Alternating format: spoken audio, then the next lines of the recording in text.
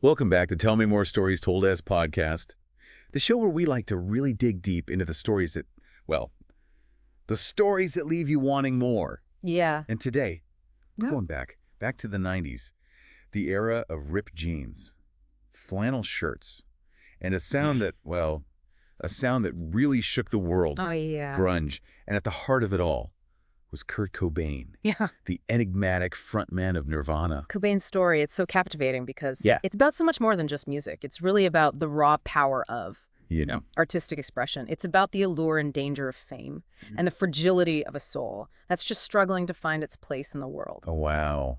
That's deep. It's almost like a Greek tragedy. Yeah. A brilliant artist destined for both greatness and destruction. To really understand Cobain, we need to go back to his roots, back to Aberdeen, Washington. Not exactly a breeding ground for rock stars, right? It was a small logging town, a Yeah. far cry from the stadiums he'd later fill. You know, that contrast, that feeling of being an outsider, it's a thread that runs through his entire life. And his music...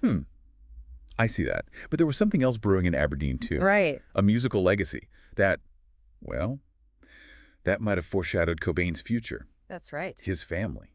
They had some serious musical chops. His aunt played guitar.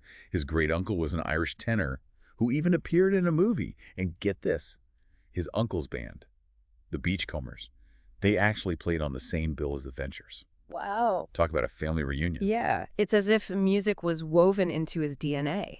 And that artistic spirit, it manifested early on. Cobain was drawing and writing songs as a child. He had this innate creative drive that couldn't be contained. Right. But like many artists, his childhood wasn't exactly idyllic. Yeah, his parents divorced when he was 9. Yeah. It had a profound impact on him. He became withdrawn, rebellious. Yeah. He even briefly embraced Christianity before rejecting it. You can almost hear those feelings of abandonment and searching, echoing in his later music. Absolutely. It's like he was trying on different identities, looking for a place to belong. And his teenage years, well, they didn't offer much stability either. He was bouncing between family members, crashing on friends' couches, even spending periods homeless. It's no wonder he felt like an outsider. And this is where that myth about him living under the Wishkah River Bridge comes from, right? Right. Though it turns out it wasn't entirely true. That's right. It seems like the bridge story was more about capturing a feeling than literal fact. But it speaks volumes about the alienation he felt, that sense of being on the fringes of society. But amidst all this turmoil, there was a spark, a passion that would soon ignite his path. Okay, 9's his break. At 14, he chose a guitar over a bike. What teenager does that? Correct. I would take in the bike in a heartbeat. I think most of us would. That wasn't just a teenage whim. It was a decision that revealed his priorities, his dedication to music.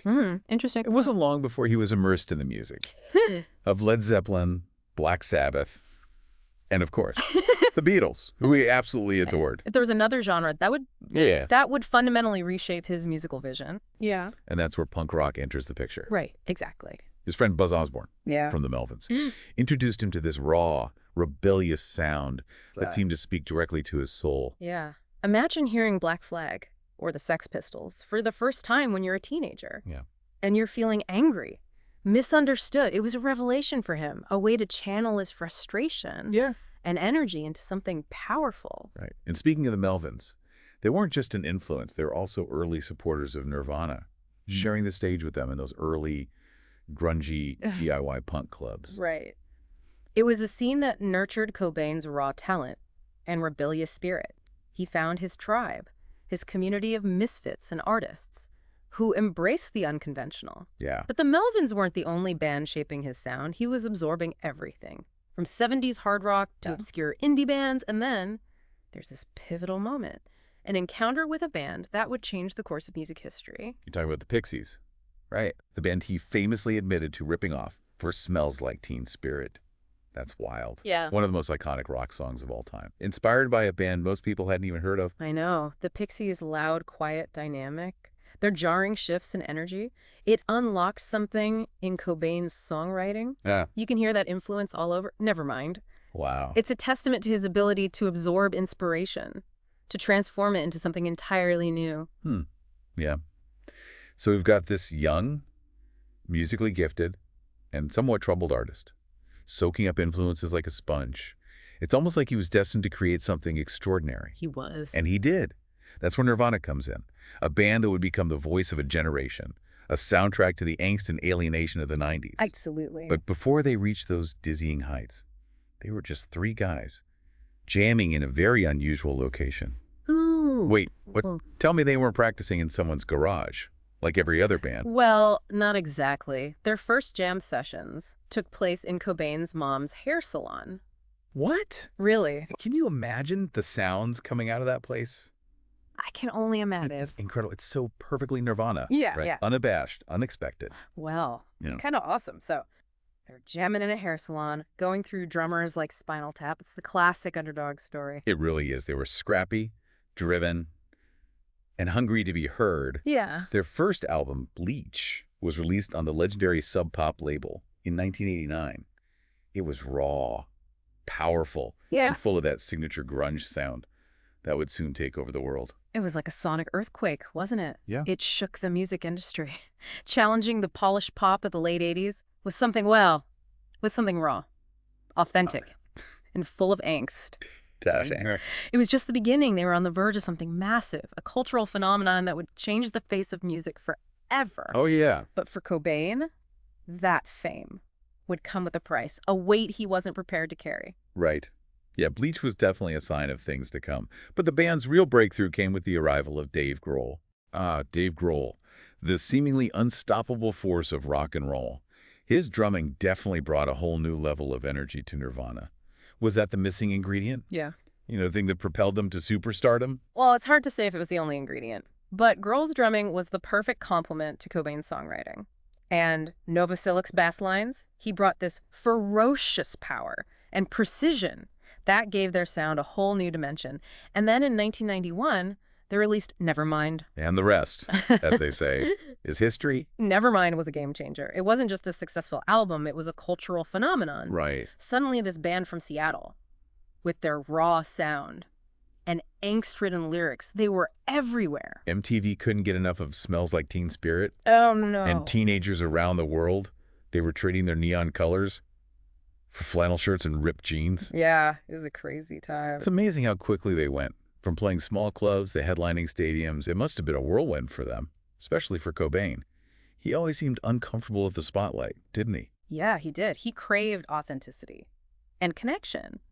But fame brought a level of scrutiny and pressure that he really struggled with. Right. He felt like people were misinterpreting his music, you know, projecting their own meanings onto it and turning him into this Generation X poster boy, a title he absolutely loathed. Yeah, that whole spokesman of a generation thing, it never sat well with him. It's like he wanted to scream, I'm just a guy with a guitar and some things to say. Yeah. Must have been incredibly isolating. Oh, it was. He was wrestling with these internal demons while being thrust onto the world stage. Yeah. And it's important to remember that Cobain wasn't just a musician. He was a true artist. Right. His creativity went beyond music. He was constantly sketching, writing, and experimenting with different forms of expression. I've always been fascinated by his journals. They're full of these raw, stream of consciousness thoughts about music, art, life, politics, even grocery lists. It's like getting a glimpse into his mind, you know, seeing how he processed the world around him. They really are. They're a window into his creative process. And they reveal this complex, sensitive soul who was struggling to make sense of things. Yeah. His songwriting process was just as unique. He often wrote the music first, letting the melody guide him, before adding lyrics later. Which is interesting, because his lyrics are so powerful. Yeah. And evocative, full of these visceral images and raw emotion. He really had a way of capturing the angst and uncertainty of that era, but also this deep vulnerability and longing for connection. Absolutely. He wasn't afraid to explore the darker sides of life, the things that made people uncomfortable. Right. He was fascinated by anatomy, medical conditions, the macabre. It's like he was drawn to the fragility of the human condition, the things we try to hide or ignore. Yeah. And there's this dark humor woven throughout his work, this almost childlike fascination with the grotesque. Yeah. Which makes it even more unsettling. It's hard to pin down, Right. but it adds another layer of complexity to his art. Right. It's like he was using humor to cope with the darkness, to make sense of the pain. Yeah. And that darkness extended to his personal life as well. His relationship with Courtney Love Was a whirlwind of passion, drama, and controversy. Their relationship was definitely tabloid fodder. Yeah. But you can't deny the intensity of their connection. They were both such strong, creative personalities, drawn to each other like moths to a flame. Mm. And then there was the birth of their daughter, Frances Bean, which seemed to bring a brief moment of joy and stability to their chaotic world. Right, but it's a complex picture. Yeah. Because alongside the happiness, there were also deep struggles. Cobain was battling chronic stomach pain, possibly linked to a psychosomatic condition fueled by stress and anxiety. And sadly, his early experimentation with drugs escalated into a full-blown heroin addiction. It's heartbreaking to think of this incredibly talented artist, trapped in a cycle of pain and addiction, despite having achieved the success he'd always dreamed of. It is. The addiction became a way to numb the pain, to escape the pressure and scrutiny of fame. Yeah. But it was a destructive force that ultimately overshadowed everything else. Right. There were multiple overdoses, rehab stints, and a growing sense of despair that permeated his music and his life. And it all culminated in that tragic incident in Rome in 1994. His suicide attempt after a breakdown during a performance was a desperate cry for help. It was a sign that things were spiraling out of control. Yeah. Despite the interventions, the attempts to help him, the addiction had taken hold, and just a few weeks later, the world would be stunned by the news of his death. Yeah, it's hard to believe it's been over 25 years since Kurt Cobain was found dead in his Seattle home. I know. April 8th, 1994. A date etched in music history, a day the music died for a generation. I remember exactly where I was when I heard the news. It felt like the world just stopped spinning for a moment. It did for a lot of people. The outpouring of grief was immense. Fans around the world mourned the loss of this icon, this voice that spoke to their own pain and alienation. The public vigil in Seattle was a testament to the profound impact he had on people's lives. It was like losing a friend. Even if you'd never met him, his music was so personal, so raw. It felt like he was singing directly to you, about your own experiences, your own struggles. Yeah, I get that. His death sparked a wave of speculation and conspiracy theories. But regardless of the circumstances surrounding his passing, his legacy as a musician and an artist is undeniable. Absolutely. Nirvana's music continues to resonate with generations of fans. His lyrics still speak to the pain, the angst of youth, the feeling of being an outsider in a world that doesn't understand you. For sure. And musically, their impact was seismic. Totally. He helped popularize grunge, bringing alternative rock into the mainstream and paving the way for countless other bands. Right. But his influence went beyond just music. He challenged societal norms, he spoke out against injustice, and embraced vulnerability in a way that few artists had dared to do. Yeah, he was unapologetically himself, flaws and all, and that's what continues to draw people to him, even decades after his death. He was a contradiction, a reluctant rock star who hated the spotlight, but craved connection, a sensitive soul who channeled his pain into powerful music, a voice for the voiceless, who ultimately lost his own voice.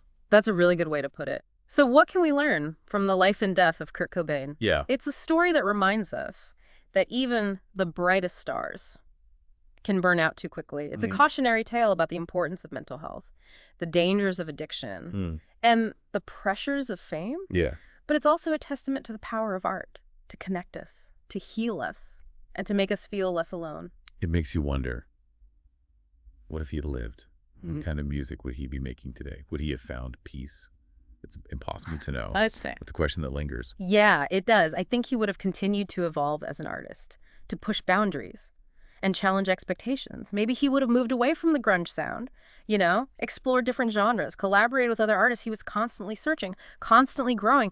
So who knows what he would have created? Yeah, who knows? We've covered a lot of ground today. From Cobain's humble beginnings in Aberdeen, to his rise to fame with Nirvana, his struggles with addiction, and his tragic death. We've explored his music, his art, his complex relationships, and the enduring legacy he left behind. That's right. It's a story that's both tragic and inspiring, a reminder of the power of music to connect us, to heal us, and to challenge us. It's a story that continues to fascinate and provoke us, decades after his final song was sung. Yeah, I agree. And that brings us to the end of another deep dive on Tell Me More Stories Told His podcast. If you enjoyed today's episode, be sure to hit that subscribe button so you don't miss out on any of our future explorations into the lives and stories that shape our world. And if Kurt Cobain's story has left you wanting to delve deeper, be sure to check out the show notes for a list of books, documentaries, and articles that offer further insights into this complex and captivating figure. Until next time. Keep exploring, keep asking questions, and keep telling me more.